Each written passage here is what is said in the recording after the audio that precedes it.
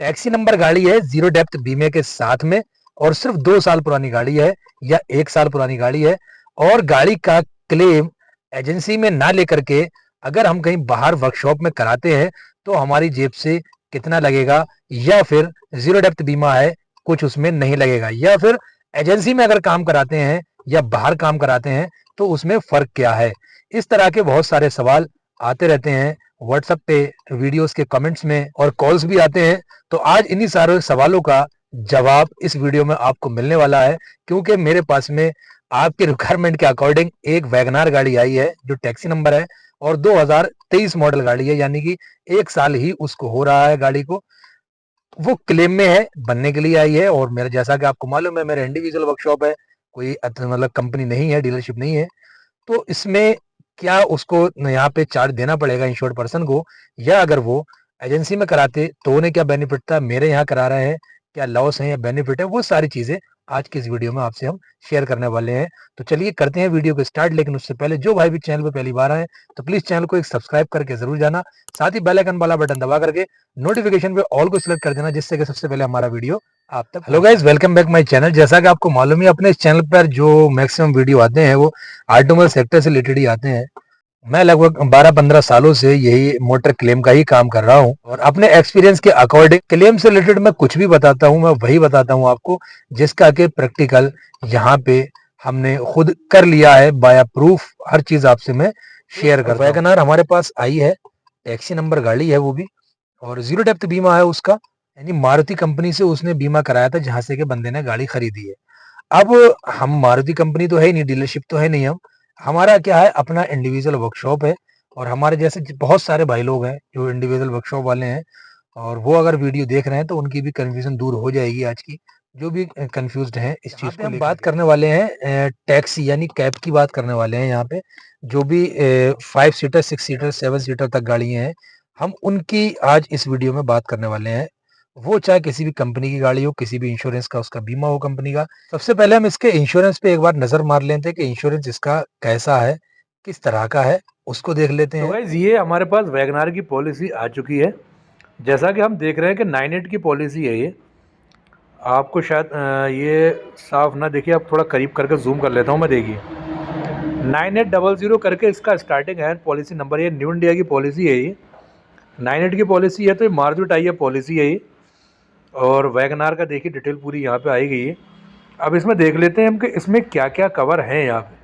तो on damage वाले section में अगर हम देखते हैं तो यहाँ आपको नज़र आता है, ये देखिए एड ऑन कवरेज के जस्ट नीचे ये दिख रहा है आपको नील डेप्रिसिएशन यहाँ पे है लगा हुआ 2974 में जो पे आउट लगा है इसका। और अलावा इसके कुछ भी यहाँ पे नज़र नहीं आ रहा, देखें आप, सिर्फ नील डेप्रिसिएशन है और यहाँ पे कोई भी कवर लगा हुआ नहीं है, यानी कंज्यूमर वगैरह यहाँ या RTI कुछ भी नहीं है लगा हुआ। तो जैसा कि हमने इसमें देखा कि इंश्योरेंस इसका फुली जीरो डेप्थ इंश्योरेंस है, और इसमें कंज्यूमर कवर नहीं है। लेकिन क्या है कि मारुति की पॉलिसी है, मारुति टाइप पॉलिसी है ये। अब गाड़ी बंदा कंपनी के बाहर क्यों करवाता है, पहली चीज तो ये आ गई यहाँ पे कि भाई डीलरशिप में बंदा क्यों नहीं जाना चाहता है, आखिर क्या वजह है, क्या रीजंस है जो डीलरशिप में वो नहीं जाता है। तो इसमें कई सारे रीजंस ये हैं, और सबसे मेन रीजन उसमें ये है कि बंदे का टाइमिंग वाला प्रॉब्लम बहुत ज्यादा है।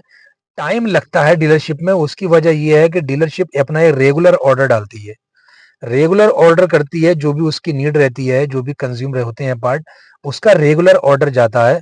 अब वो हफ्ते भर में आए, 10 दिन में आए, 15 दिन में आए। अब यहाँ पे मान लीजिए मैं मारुति डीलरशिप हूँ और मेरे पास में रिक्वायरमेंट आई, कोई गाड़ी आई, मैंने उसका ऑर्डर किया। रेगुलर ऑर्डर जब मैंने डाला तो हो सकता है उस पार्ट का ऑलरेडी कई सारे वर्कशॉप से ऑर्डर लगा हो मुझसे पहले। तो डीलरशिप क्या करती, कंपनी क्या करती है, मारुति कंपनी जो वेयरहाउस है, वो जो पहले ऑर्डर आता है वो पहले माल उसके लिए डिस्पैच करते हैं, उसको देते हैं। अब या स्टॉक में अगर एक्स्ट्रा है तब वो मुझे मिलेगा, नहीं तो जब वो फिर बनेगा उसके बाद मेरे पास आएगा वो। तो यहाँ पे इस तरह के कई सारे पार्ट ऐसे होते हैं जो नॉन मूविंग पार्ट होते हैं, वहां पे टाइम लग जाता है, और इतना ज्यादा सरवाइव नहीं कर पाते हैं बंदे जो गाड़ी वहां पे 2 या 3 महीने तक या 1.5-2 महीना छोड़े वहां पे। इसलिए बंदा क्या करता है कि अदर वर्कशॉप में जाता है, आफ्टर मार्केट यानी कि इंडिविजुअल जो वर्कशॉप है वहां जाता है।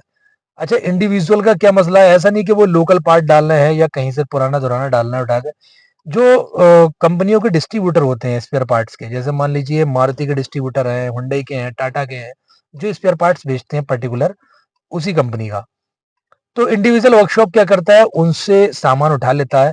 अब वो उनके बहुत सारी ब्रांचेस होती हैं, वो अपना लाइव स्टॉक चेक करते हैं और अरेंज करवा देते हैं। यानी कि वहाँ से जो मारुति से और आफ्टर मार्केट है, वहाँ पे पार्ट का अरेंजमेंट जल्दी हो जाता है डीलरशिप से ज़्यादा। अब पार्ट का अरेंजमेंट हो गया, तो ज़ाहिर-सी बात है कि भाई गाड़ी भी जल्दी बन जाएगी। और अगर बात करते हैं हम क्लेम की, सिस्टम की, तो क्लेम का जो मामला है तो वो सेम वही रहता है जो आप डीलरशिप में आपको सर्वेयर अपॉइंट होगा, कंपनी जो है असाइन करेगी, अपॉइंट मतलब जो डिप्यूट करेगी सर्वेयर को, वही आप कहीं भी वर्कशॉप पे कराओगे वो वहीं आएगा।